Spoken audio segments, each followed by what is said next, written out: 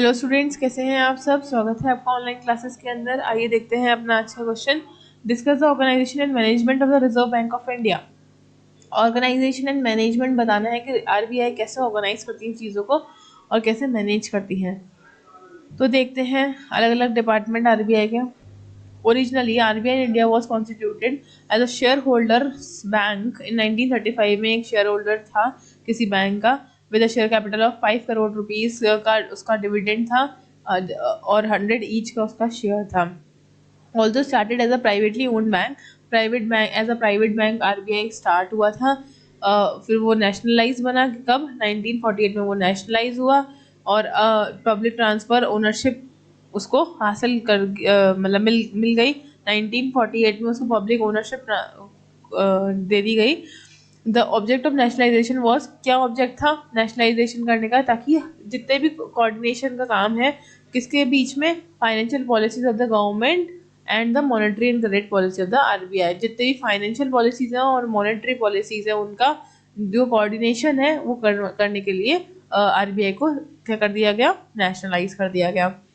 फिर central government को 1 जनवरी 1949 को क्या करा उन्होंने, ऑफ 118 रुपीज़ पर शेयर का उन्होंने partly paid up cash and partly paid up in 3% pro notes दे दिए गए कंपनसेशन के तौर पे। RBI is manage by the central bank. RBI के कौन मैनेज करता है, सेंट्रल बोर्ड। सेंट्रल बोर्ड पूरा मैनेज करता है आरबीआई को by the 4 local boards of regional areas. 4 और लोकल बोर्ड है जो governor, deputy governor, directors and government nominee of finance. ये लोग भी सेंट्रल बोर्ड मेंबरशिप है। यहाँ इतने मेंबर्स हैं इसमें, टोटल 20 हो गए। Total members are 20। Apart from the central board of directors there are 4 local boards. 4 और लोकल बोर्ड्स हैं जो 4 जोन में डिवाइडेड हैं। फर्स्ट इज वेस्ट, फिर नॉर्थ, फिर south and then east. East west north south चारों में एक एक जोन में डिवाइड कर दिया गया है। उनके सबके हेडक्वार्टर्स हैं, एक मुंबई, चेन्नई, न्यू दिल्ली एंड कलकत्ता। ये 4 जगह इनके हेडक्वार्टर्स बने हुए हैं। और local board consist of 5 member. जो लोकल बोर्ड है उसमें सिर्फ 5 जने हैं जो अपॉइंट होते हैं सेंट्रल गवर्नमेंट के द्वारा और 4 साल में एक बार अपॉइंट किए जाते हैं। Local board elect the chairman. जो वो 5 जने इलेक्ट हुए हैं वो चेयरमैन चूज करेंगे। और each local board has representatives in the central board. हर एक जना रिप्रेजेंट करता है सेंट्रल बोर्ड को। Central board is generally advisory nature. Central board क्या है, एडवाइजिंग का काम करती है, नॉट एग्जीक्यूट। एग्जीक्यूट नहीं करती है, वो कोई चीज़ इंप्लीमेंट नहीं करती, कोई चीज़ मैनेज नहीं करती, सिर्फ और सिर्फ एडवाइस देने का काम करते हैं बोर्ड्स। ठीक है, तो local boards is advised the central board on such matters as may be generally or specifically referred to it. अब क्या करते हैं लोकल बोर्ड, गाइड करने का काम करता है कि हमारे लोकल एरिया, हर चारों जोन के लोकल बोर्ड्स की सारी इन्फॉर्मेशन किसको देते हैं, सेंट्रल बोर्ड को। Chairman and chief executive authority of RBI कौन है, गवर्नर। गवर्नर जो होगा वही चेयरमैन होगा आरबीआई का। अब यहाँ पे देखते हैं गवर्नर जो है वो 4 duty is assisted by the 4 duties governors, 3 executive directors. The executive directors held the central board meetings on invitation. जो एग्जीक्यूटिव डायरेक्टर्स होते हैं वो बोर्ड मीटिंग्स में आते हैं इन्विटेशन पर। The board required to hold 6 meetings in year. 6 meeting रखनी जरूरी होती है पूरे साल के अंदर, एटलीस्ट वंस इन 3 मंथ। अब आप 10 दिन में भी एक मीटिंग रख सकते हो, 20 दिन में भी एक रख सकते हो, लेकिन कम से कम 3 महीने में एक तो होनी चाहिए। इसकी लिमिटेशन हो गई 6 मीटिंग्स पर ईयर होंगी और 3 महीने से ज़्यादा गैप नहीं हो सकता 2 मीटिंग्स के अंदर। तो policy decisions are taken by the central board. The board has delegated some of the routine functions to the committee to the central board. Committee meets frequently, generally in a week. Frequently meet होते हैं, मतलब meetings बहुत जल्दी जल्दी रखी जाती है, minimum 6 रखनी पड़ती है, ज़्यादा भी रख सकते हैं। अब ऑर्गेनाइजेशनल स्ट्रक्चर देखते हैं आरबीआई का क्या है। पहला है सेंट्रल बोर्ड। सेंट्रल बोर्ड इतनी देर से अपन पढ़ ही रहे हैं। Central board of directors is the leading government body of the bank. Bank की पूरी लीडिंग गवर्निंग बॉडी, मतलब जो गवर्नमेंट के थ्रू रेगुलेटेड है वो कौन है, सेंट्रल बोर्ड। अब and direction of the affairs in the business of the Reserve bank. ठीक है, ये तो इसके 20 मेंबर्स हैं। अब देखते हैं 1 गवर्नर एंड 4 डेप्यूटी जनरल। अब कौन कौन है 20 मेंबर्स वो देखते हैं। पहला तो गवर्नर होगा जो चेयरमैन होगा एंड द 4 डेप्यूटी गवर्नर्स, उसके 4 और डेप्यूटी गवर्नर्स होंगे। They are all appointed by the government of India in 5 years. हर 5 साल में जैसे इलेक्शन होते हैं वैसे इनको अपॉइंट किया जाता है। There salaries allowances and the जितने भी इनके प्री रिक्विजिट्स होते हैं ये सारे सेंट्रल बोर्ड डिसाइड करती है कंसल्टेट करके गवर्नमेंट से।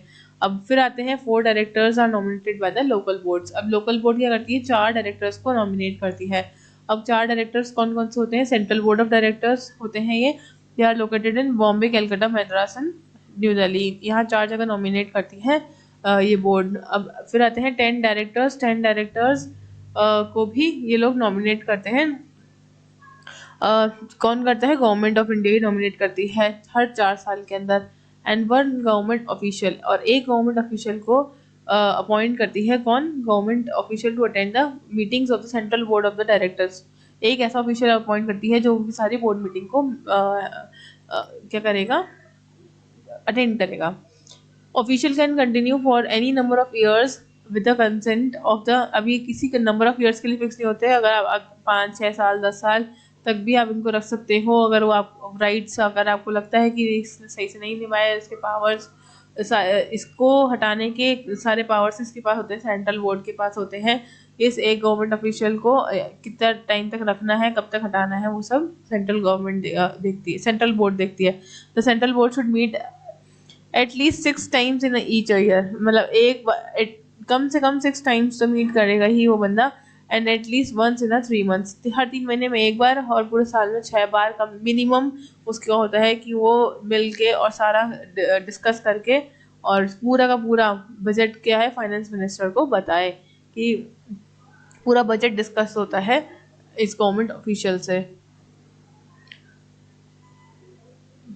और फिर पूरा बजट डिस्कस होके वो प्रेजेंट होता है पार्लियामेंट में। Similarly keep the meeting in August at Bombay in order to pass the bank annual report in account. और अगस्त में एक स्पेशल मीटिंग होती है जहाँ पे बैंक की एनुअल रिपोर्ट को प्रेजेंट की जाती है। All for practical purposes however the committee set up by the government central board looks after the banks current affairs, मतलब ये जो रिपोर्ट गई है उसमें बैंक के सारे करंट अफेयर्स को देखा जाता है। द कमेटी कंसिस्टेड ऑफ, अब ये जो कमेटी है उसमें गवर्नर होगा, डेप्यूटी गवर्नर होंगे, डायरेक्टर्स होंगे, सारे होंगे। 2 सब कमेटीज बनती है जो कि अपॉइंट करता है सेंट्रल बैंक। और एक कमेटी होती है बिल्डिंग सब कमेटी, जो कि डील करती है किससे, बिल्डिंग प्रोजेक्ट से, जितने भी बिल्डिंग से रिलेटेड प्रोजेक्ट्स हैं वो कमेटी उससे डील करेगी। And other one is called staff sub committee. Staff sub committee की डील करेगी स्टाफ से और उसके दूसरे मैटर से। तो जो highest official of the reserve, governor जो होता है वो सबसे बड़ा है क्योंकि वो चेयरमैन भी और हाईएस्ट ऑफिशियल भी है, तो वो सारी एडवाइसेस देने का काम करेगा। ठीक है, लोकल बोर्ड देखते हैं क्या होते हैं। सेंट्रल बोर्ड देखा, अब लोकल बोर्ड। लोकल बोर्ड क्या होते हैं, आरबीआई ऑफ इंडिया डिवाइड है 4 कैटेगरीज में, west, east, north and south. 4 region में डिवाइडेड है, चारों के अपने अपने लोकल बोर्ड्स हैं। चारों के हेडक्वार्टर्स बने हुए हैं बॉम्बे, कलकत्ता, न्यू दिल्ली एंड चेन्नई के अंदर। जो उसके 5 मेंबर होते हैं जो कौन अपॉइंट करता है, सेंट्रल गवर्नमेंट अपॉइंट करता है। जितने भी इंटरेस्ट, इकोनॉमिक इंटरेस्ट हैं और जितने भी कोऑपरेटिव इंटरेस्ट हैं वो सारे के सारे कौन देखेगा, लोकल बोर्ड देखेगा पर्टिकुलर रीजन के। और ईच लोकल बोर्ड जो है चेयरमैन जो है वो इलेक्ट करता है सारे मेंबर्स को, पूरी कमेटी के मेंबर्स को कौन इलेक्ट करता है, चेयरमैन इलेक्ट करता है। और manager incharge of the Reserve Bank officers in, manager जो इंचार्जेस हैं वो बॉम्बे, कलकत्ता, चेन्नई और न्यू दिल्ली के हैं। Ex officio secretariats represent the local, अब जो एक्स सेक्रेटरीट्स हैं वो रिप्रेजेंट करेंगे लोकल बोर्ड्स को इन जगहों पर जा जाकर। Local boards carry out the functions of advising, advisory function देने का काम करती है किसको, सेंट्रल बैंक को। चारों रीजन के लोकल बोर्ड्स एडवाइस करती है सेंट्रल बोर्ड को कि ऐसा ऐसा ऐसा सब जगह चल रहा है और ये चीज़ें ज़रूरतमंद की है। मैटर, लोकल इंपॉर्टेंस के जितने भी मैटर्स होते हैं वो लोकल बोर्ड ही देखता है और सारे अपनी ड्यूटीज़ को परफॉर्म अच्छे से करता है। ठीक है, ऑफिसेज ऑफ द बैंक। अब देखते हैं बैंक के जो ऑफिसेज हैं वो कहाँ बने हुए हैं। The headquarters of the Reserve bank is located at Bombay, Bombay में बना हुआ है एक office. Efficient performance of its function, the bank has open the local office at new Delhi, ताकि अच्छे से काम हो सके, स्मूथली काम हो सके। तो अलग अलग ऑफिस न्यू दिल्ली, कलकत्ता, चेन्नई, बेंगलोर, कानपुर, अहमदाबाद, हैदराबाद, पटना, नागपुर, यहाँ पे भी एक एक ऑफिस खोल रखा है सेंट्रल बैंक ने, ताकि स्मूथली वर्क हो सके। The bank can open the office in any other places, कहीं भी खोल सकती है, लेकिन prior consultant to the central government से इजाजत लेके ही। The State Bank of India act as an agent to the Reserve Bank. Agent कौन है? State Bank of India. Reserve Bank का एजेंट है SBI, ठीक है। Whereas the latter does not maintain the own offices.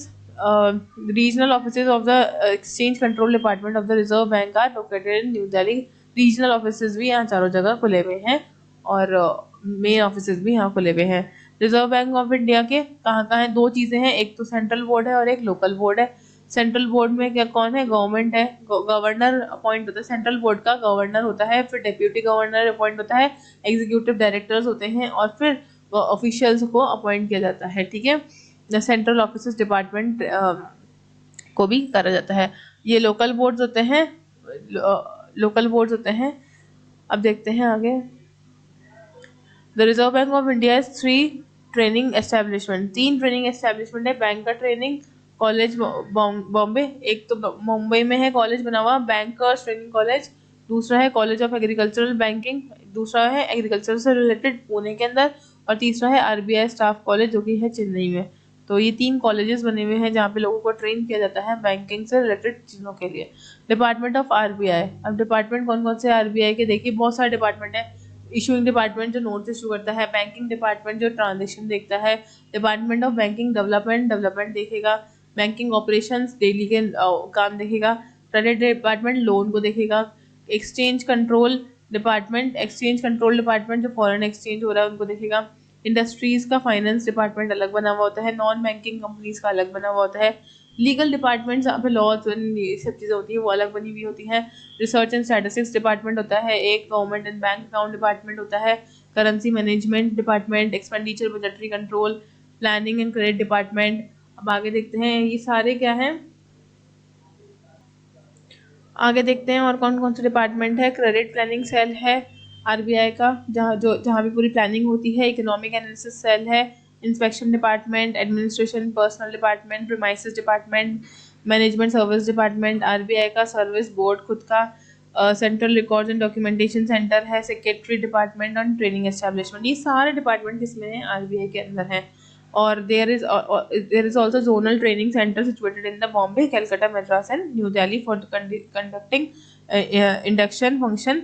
और यहाँ पे सब जगह पे इंडक्शन फंक्शन के लिए अलग से सेंटर भी बनाया गया है।